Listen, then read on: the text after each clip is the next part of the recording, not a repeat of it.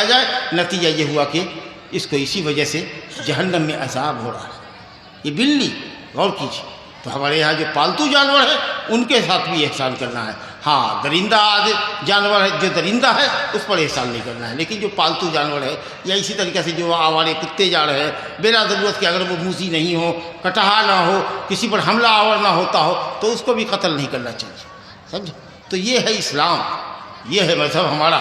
تو میں سمجھتا ہوں کہ اگر ہم نے اسلام کی اس مکروہ صفت سے اپنے آپ کو بچایا، ظلم کی صفت سے بچایا، اور معاشرے کے ہر آدمی نے تہیہ کیا کہ جس کا جو حق اس کے اوپر ہے وہ حق ادا کرے گا۔ باپ کے مرنے کے بعد بہنوں کا حق ہے، وہ حق ادا ہم کر دیں گے۔ بھائی کا حق ہے، اس کے ساتھ انصاف کریں گے۔ یہ نہیں کہ باپ کے بڑے بیٹے ہیں ہم تو جو چاہا ہم نے لے لیا اور اس کے بعد تھوڑا سا یوں ہی کچھ اپنے بھائیوں میں بانٹ دیا، نہیں، پوری عدل و انصاف کے ساتھ اگر آپ بھائیوں کے درمیان کرتے ہیں معاملہ، جی حقداروں کو ان کا حق دیتے ہیں، تو انشاءاللہ تعالی ہم بھی امن اور عافیت میں رہیں گے، اور ہماری وجہ سے امن و عافیت میں ہمارا معاشرہ بھی رہے گا۔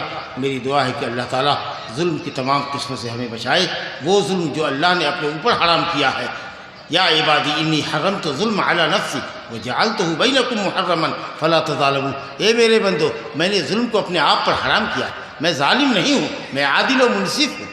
وما ربک بظلام للعبید، تیرا رب بندوں پر ظالم نہیں ہے۔ ولا یظلم ربک احدا، تیرا رب کسی پر کوئی ظلم نہیں کرتا۔ اے بندو تم بھی آپس میں ایک دوسرے پر ظلم نہ کرو۔ الظلم ظلمات یوم القیامہ، ظلم دنیا میں کرو گے، قیامت کے دن تمہارے سامنے تاریکی ہی تاریکی ہوگی، ٹھوکریں کھاؤ گے، منہ کے بل گرو گے۔ لیکن اگر تم نے عدل و انصاف کیا ہوگا، ظلم کی تینوں قسموں سے بچے ہوگے، شرک سے بچے ہوگے، واجبات کے ترک اور گناہوں کے ارتکاب سے بچے ہوگے، اور اللہ کے بندوں پر، مخلوق پر ظلم کرنے سے اپنے آپ کو بچایا ہوگا، ماشاءاللہ تمہارے سامنے نور ہی نور ہوگا، نور ہی نور ہوگا۔ اللہ تعالیٰ یوں کسی بستی کو ہلاک نہیں کرتا۔ میں نے جو سورہ ہود کی آیت پڑھی تھی، آیت نمبر 102، کہ ایسے ہی تیرے رب کی پکڑ ہوتی ہے جیسے دنیا کی دوسری قوموں کی ہوئی ہے۔ اللہ تعالیٰ مکے والوں کو بھی وارننگ دے رہا ہے کہ ایسے ہی ان کے ساتھ بھی ہوگا اور آنے والی قوموں کے ساتھ بھی ہوگا، کہ یوں اللہ ہلاک کسی کو نہیں کرتا ہے۔ اگر بستی والے ظلم پر آمادہ ہو جائیں تو اللہ رب العالمین ایسی ظالم بستیوں کو ہلاک اور برباد کرتا ہے۔ تو یہ جو معاشرہ دن بدن فساد اور بگاڑ کی طرف بڑھ رہا ہے، اور یہ جو امن کانفرنسیں ہو رہی ہے، اصلاح معاشرہ کانفرنسیں ہو رہی ہے، اس کا ادیش کیا ہے جس میں آپ چندے دیتے ہیں؟ اس کو سمجھیے اور اس کو برتیے۔ یہ نہیں کہ ایک جلسہ کر لیا، بولنے والا آ کے بول گیا، سنانے والا سنا گیا، آپ نے نمبرنگ دے دی کہ ہاں فلاں بہت اچھا بکتا ہے، فلانا بہت اچھا بولنے والا ہے، فلاں بڑا اچھا مقرر ہے، لیکن آپ کی زندگی سے رشوت نہیں جا رہی ہے، آپ کرانی ہے مگر رشوت لے رہے، آپ ماسٹر ہیں، مولوی ہیں، ڈیوٹی آپ اپنی صحیح نہیں کر رہے، سمجھا کہ نہیں؟ اور اسی طریقے سے آپ مکھیا ہیں، سرپنچ ہیں، تو آپ کے گاؤں میں آپ کے ذریعے ناانصافی ہو رہی ہے، اللہ کے یہاں آپ کو جواب دہ ہونا ہوگا۔ میری دعا ہے اللہ تعالیٰ سے اپنے لیے اور آپ سب کے لیے کہ اللہ تعالیٰ ہم سب کو ظلم کی تمام قسموں سے محفوظ رکھے، اور اللہ تعالیٰ مسلم معاشرے کو ہر قسم کے شر و فساد سے بچائے، اور مسلمانوں کی برکت سے اللہ تعالیٰ ہمارے درمیان جو غیر مسلم ہیں ان کو بھی اللہ تعالیٰ محفوظ رکھے۔ دیکھیے دینی عداوت الگ ہے، وہ غیر مسلم ہے، وہ اپنے دھرم پر ہے، ہم اپنے دھرم پر ہے۔ اگر ہماری کوئی مذہبی جنگ نہیں ہے تو الحمدللہ ہم ایک ساتھ تال میل کے ساتھ رہ سکتے ہیں، وہ اپنے مذہب پر ہے، ہم اپنے مذہب پر ہے، ہماری ذات سے اس کو تکلیف نہیں ہونی چاہیے۔ وہ پڑوسی اگر ہمارا ہے تو اس کا ایک حق ہے اس غیر مسلم کا کہ وہ ہمارے ساتھ ہے۔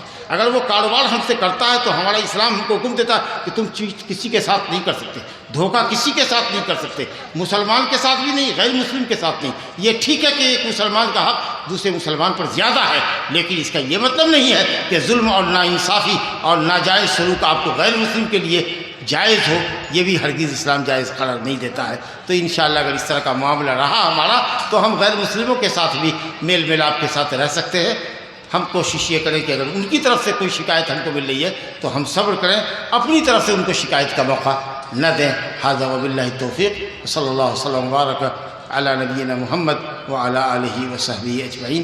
یار زندہ صحبت باقی، انشاءاللہ پھر اگر حیات باقی رہی اور اس طرح کی مجلسیں، اس طرح کے موقع ملتے رہے تو انشاءاللہ پھر حاضری ہوگی، پھر کسی موضوع پر آپ سے خطاب کریں گے۔ اللہ تعالیٰ اس حاضری کو قبول فرمائے اور آپ لوگوں کی یہاں حاضری کو قبول فرمائے، اور اس کو اور تمام جو خطبات ہونے والے ہیں، تقاریر ہونے والی ہے، ان سب کو ہمارے آپ سب کی اصلاح کا ذریعہ بنائے، اور اللہ رب العالمین اس ادارے کو اور دوسرے تمام اداروں کو ترقی کے بام عروج پر لے جائے۔ ھذا وباللہ التوفیق۔ وآخر دعوانا ان الحمد للہ رب العالمین۔ 2-3 سوالات ہیں شیخ مختصر۔ جگہ کی تنگی کی وجہ سے جامع مسجد منتقل کیا جا سکتا ہے یا نہیں؟ اگر جگہ کی تنگی ہو 2 منزلہ کر دیجئے، 3 منزلہ کر دیجئے، لیکن اگر وہ بھی متحمل نہیں ہے تو آپ ضرورت اور مصلحت کی بنیاد پر مشورے سے جامع مسجد کو لے جا سکتے ہیں۔ اس کو وقتی مسجد بنا دیجیے۔ جو مسجد ابھی ہے جامع، اگر اس کی اسٹوری آپ مضبوط نہیں کر سکتے، جگہ نہیں ہے، اس کو کشادہ نہیں کر سکتے جیسا کہ سائل نے کہا ہے، تو آپ اس کو دوسری جگہ ریپلیس کر سکتے ہیں۔ اور جو مسجد ہے، چونکہ وہ مسجد ہی کے لیے واقف نے وقف کیا ہے، اس لیے وہاں ایک مسجد وقتی نماز کے لیے 5 وقت کے لیے اس کو رکھ دیجیے، اور ایک جگہ دوسری جگہ کوئی بڑی جامع مسجد دے جائیے۔ آدمی خود اپنا عقیقہ جس کے بعد منع کیا ہو کر سکتا ہے یا نہیں؟ آدمی اپنا عقیقہ کر سکتا ہے یا نہیں؟ لوگ کہتے ہیں، بعض علماء کہتے ہیں کہ بالغ ہونے کے بعد بھی اپنا عقیقہ کرے گا، لیکن مجھ کو اس میں کوئی لاجک نظر نہیں آتی ہے۔ اس میں کوئی لاجک نظر نہیں آتی ہے مجھ کو، سمجھا کہ نہیں؟ یہ والدین کے اوپر ذمہ داری ہے کہ گارجین کو کہا گیا احریقوا عنہ دمن، اس کی طرف سے خون بہاؤ، عقیقہ کرو، گارجین کو حکم، باپ کو حکم ہے، جو بچے کا گارجین اس کو حکم۔ جب بالغ ہو گیا تو قربانی کرے گا، بالغ ہونے کے بعد عقیقے کی کوئی ضرورت نہیں ہے۔ جس بنیاد پر کہا جاتا ہے کہ الغلام مرتہن بعقیقتہ، بچہ بلوغت سے قبل کو غلام کہتے ہیں، وہ عقیقہ نہ دینے کی وجہ سے گروی ہوتا ہے۔ گروی کا 2 مطلب ہے، یا تو باپ کے حق میں سفارش نہیں کرے گا، یا یہ مطلب ہے اگر بچپن میں مر گیا تو، یا یہ مطلب ہے کہ بدھو ہوگا، عقل مند نہیں ہوگا، ایکٹیو نہیں ہوگا، تیز نہیں ہوگا۔ اگر تمہیں اس کا عقیقہ کر دیا ماشاءاللہ ذہین و فتین ہوگا۔ اب ماشاءاللہ بالغ ہو گیا ہے، بڑھ گیا ہے، تو اب اس کی کوئی ضرورت نہیں، میں اس کو غیر ضروری سمجھتا ہوں۔ اور شیخ صالح الفوزان حفظہ اللہ بھی کہتے ہیں کہ بالغ ہونے کے بعد اس کی کوئی شرعی حیثیت نہیں ہے۔ لیکن سماعت الشیخ بن باز ہیں، شیخ البانی ہیں، اور دوسرے بڑے علماء ابن عثیمین ہیں، اور بھی کئی بڑے علماء ہیں جو کہتے ہیں کہ بلوغت کے بعد بھی آدمی اپنا عقیقہ کر سکتا ہے۔ لیکن جیسا کہ میں نے کہا کہ مجھے اس کی کوئی دلیل نہیں ملتی، اور نہ اس میں کوئی لاجک نظر آتی۔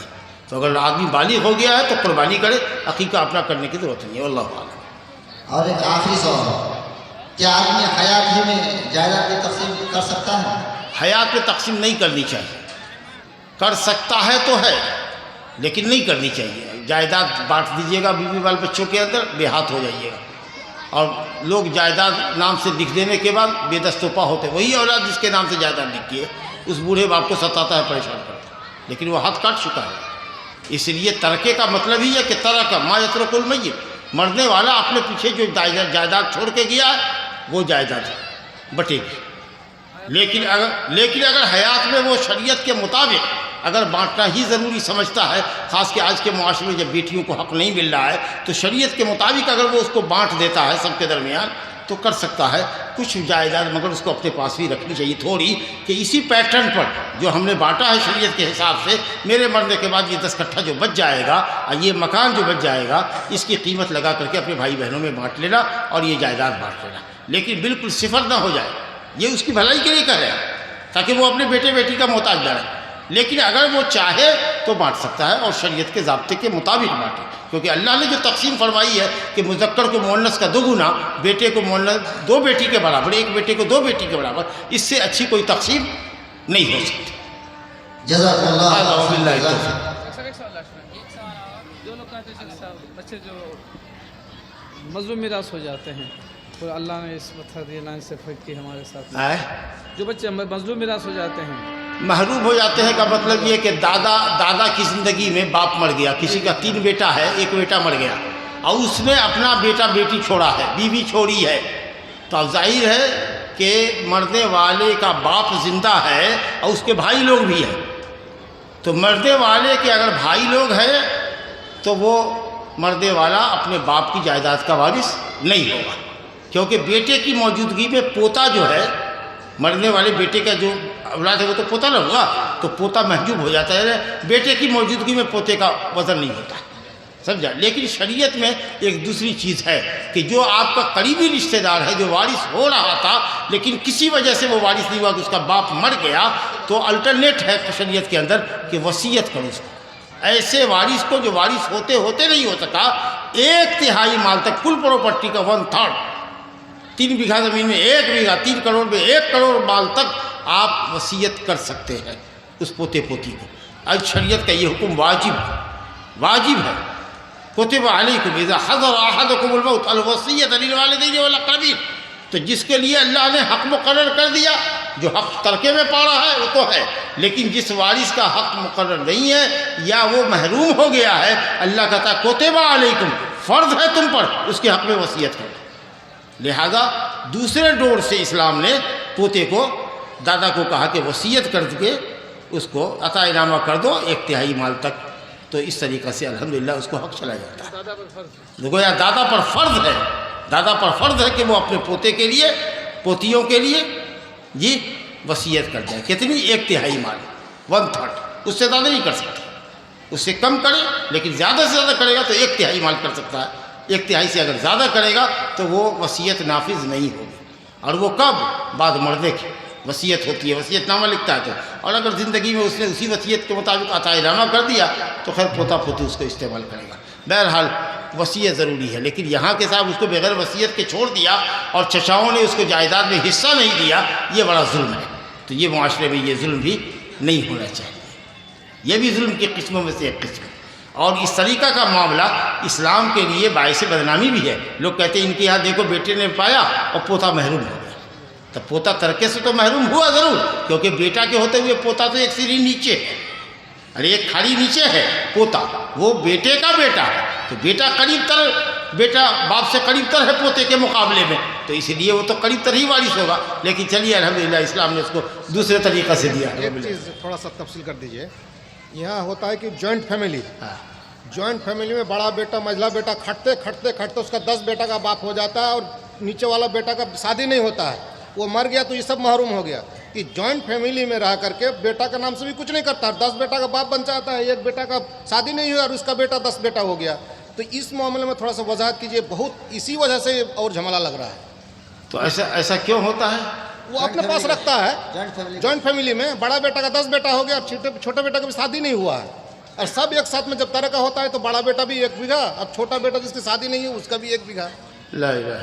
बहरहाल इसको थोड़ा सा, बहरहाल दस्तूर खुद इस मामले को, बहुत खतरनाक मामला है, इस मामले को समझते हैं, दस्तूर खुद हालात को समझते हैं, वो आपको बताएंगे माशाल्लाह अपने खुतबे के अंदर। मैं अब इसी पर इक्तफ़ा करता हूँ। और इन्होंने जिस नुक्ते की तरफ इशारा किया वो बहुत सही है।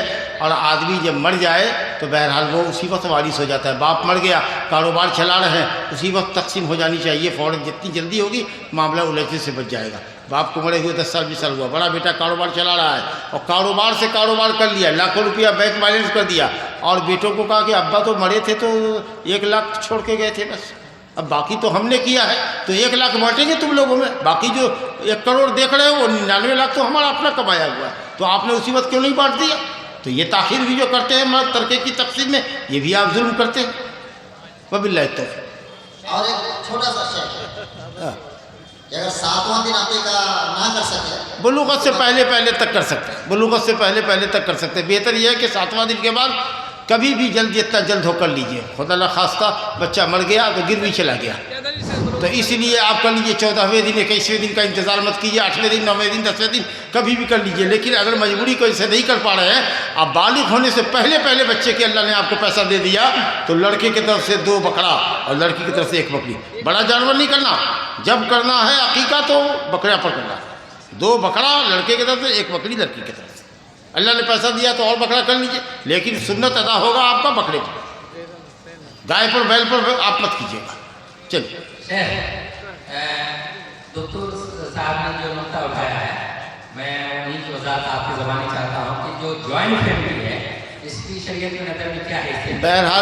बहरहाल जॉइंट फैमिली भी रह सकती है और अलग अलग भी रह सकते हैं। अंताकुलु जमीन और अश्ताता, अलग अलग भी खा सकते हो ये, लेकिन ऐसा नहीं हो कि दूसरे की हक तलफी हो, दूसरे की हक तलफी। ऐसा भी हो सकता है, बाप अगर मान लीजिए कि तकसीम कर रहा है और छोटा बेटा जो है पोता, देखिए अब्दुल्ला बिन ज़ुबैर के वालिद कहते हैं कि जब ज़ुबैर कि मौत का वक्त आया तो उन्होंने अपने बेटे अब्दुल्ला को कुछ नसीहत की, तो उसमें ये कहा कि देखो ये कुछ जायदाद तुम्हारे बेटों के नाम भी इतनी मैं करता हूँ, इतनी, क्योंकि हम देख रहे हैं कि तुम्हारे बच्चे सब जो है वो हमारे अपने बेटों के मुकाबले में बड़े बड़े हो गए, तुम कसीरुल औलाद हो, तो इसलिए तुमको तो हम नहीं दे सकते, तुम तो मेरे बाल के वारिस हो गए, तुम ऐसे भाई तो सबके साथ बराबर हो, लेकिन चलो तुम्हारे जो بیٹے ہیں جو ہمارے پترے ہوئے پوتے ہوئے ان کے نام ہم کچھ خاص کر رہے ہیں کہ 1/8 دے دینا یا 2% دے دینا یا 5% دے دینا، جو ہماری جائیداد ہے اس میں کا 5% تمہارے بچوں کے لیے۔ الحمدللہ۔ جزاکم اللہ و احسن جزاک۔ حضرت گرامی شیخ محترم بڑی قیمتی اور کلیدی باتیں کر رہے تھے، بڑے بدنصیب